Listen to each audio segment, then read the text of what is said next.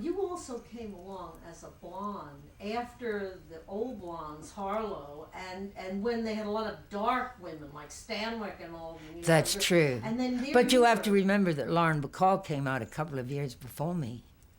And even though she wasn't blonde, but then I never was blonde. You know, I'm sort of a medium blonde. Yeah, true. There was always a great contrast, you know what I mean? I mean, to me, there was always an amazing contrast, you know. And I thought you were always wonderful you just got into trouble so well. That's true. You know, Ava Gardner got in trouble in some of her early movies, but you never really felt she was in trouble. But right. You were really in trouble. Oh, I love that. At any rate. So let's talk a little bit about Hollywood in those days.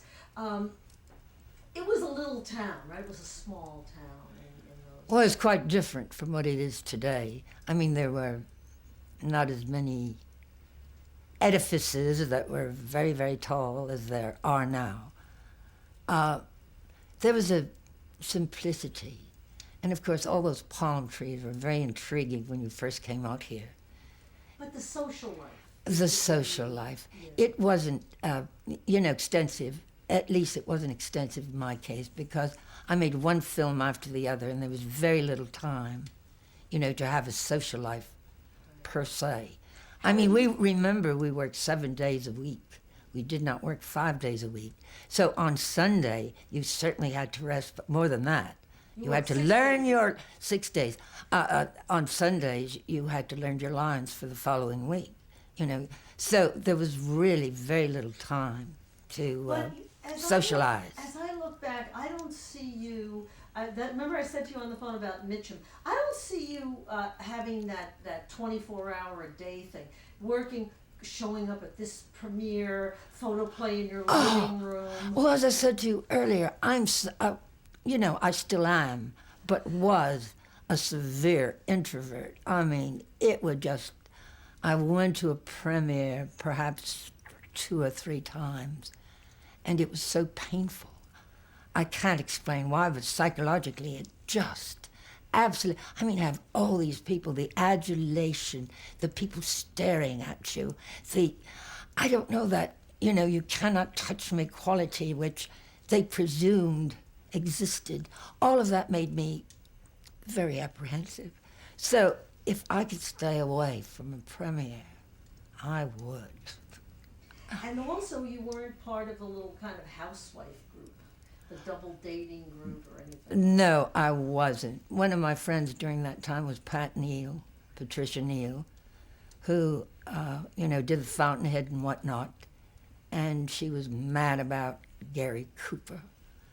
And I saw, quite a bit of her at that time. She was one of my friends. Oh, I had friends, but there wasn't an intimacy in friendship because you just didn't have time to develop it. And also, it didn't seem as though you were looking for like the latest eligible guy, right? Well, you couldn't. How could you when all you were doing is working? And as I said, I almost made one film after the other. Well, many did that. And then I'd go to New York and I'd have to sell the films. I'd have to sell, the unreleased films, or talk about the unreleased films and sell the released films. So there was very little time to devote to your personal life. Strange as that might seem to you. Well, for instance, obviously there were all the stories about Elizabeth Taylor, and this drama teacher said from the time she was 16, boy, she was interested. She was interested in Peter Lawford. She was interested. Oh yes, well, you'd have crushes. I had crushes on a number of my leading men. You just do automatically for some damn reason. You go home and you think about them, but nothing develops. After all, you're 2 actors doing a play, sort of thing. Who was your favorite leading man? Who was my favorite? Oh, I loved all of them. I loved, from Humphrey Bogart, who was a great guy. He was fun. He was fun because in his contract, it said he can work from 9 to 5. He would not work Saturday or Sunday.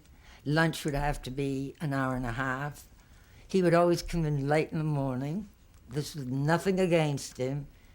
He was a fun guy. And by the time he learned his lines, it was 12 o'clock, and of course I was so eager, as far as my art was concerned, that I would come in totally prepared. Well, I'd rehearse with him until he learned his lines, and then after it was lunchtime, and then after lunch, we'd shoot the scene. So that film was the longest film I've ever been on, all because of the things he demanded. And I enjoyed it tremendously. I loved not working that sixth day. It was great. Well, they must have loved you too, because you weren't the actresses that could only remember one line that was pasted inside the drawer. Oh no, because I was schooled. I mean, did you work with actresses who were like that? Did I work with actresses that were were like there that? some who could? Because people have said, that some of the greatest, like Lana Turner, who was just magnetic on camera. She couldn't remember lines, so they just like Brando, they'd hold these. Right, it's true. I've never worked with anyone like that, and always. It was more the I work more with the men than the women, so I can't give you an accurate temperature on the actresses' acting ability. When you worked on that movie with John Hodiak, was there anything really bizarre that happened there with everybody out in the desert? Everyone was chasing everyone else. Did you ever laugh about that? Here they come, were you guys laughing about God, I wish I could contribute a bit of humor, but it seems that every film I was on, except for the film with Humphrey, was very, very serious. I mean, there seemed to, I don't know if it had to do with the director, I don't know what it had to do with, but there was very little fun. Even on the Elvis Presley film that I did, everybody, conformed to rules and regulations. The fun thing about Elvis was his entourage. He never came on the set except with his entourage. He never left the set except with his entourage. It was all so funny to me because I never understood why someone needed an entourage.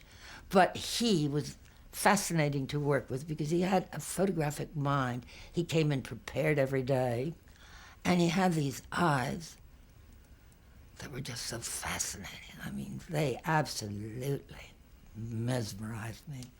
So often that I just have to say, hey, Liz, wake up. This is a scene you're shooting. He, if you ever had to do a scene with him, you, Carole, you'd be somewhat taken aback.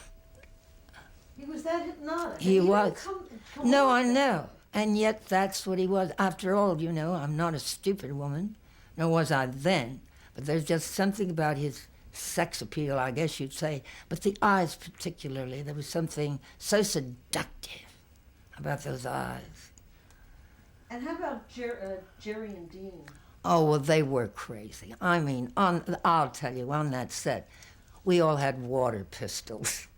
And if we weren't content with anything that was going on, whoever was the egregious one, we'd take the water pistol and just give it to them. It was, so often we'd have to have the makeup lady come in and, make up our faces, the hairdresser dry our wet hair. And it was all acceptable to the producer who wanted that film to come in on time. But he also wanted a good film. And we did have fun. Dean was just darling. And so was Jerry. He was a sweet guy. Well, Both of them were nice, let's put it that way. I just finished a 2-hour show on Jerry.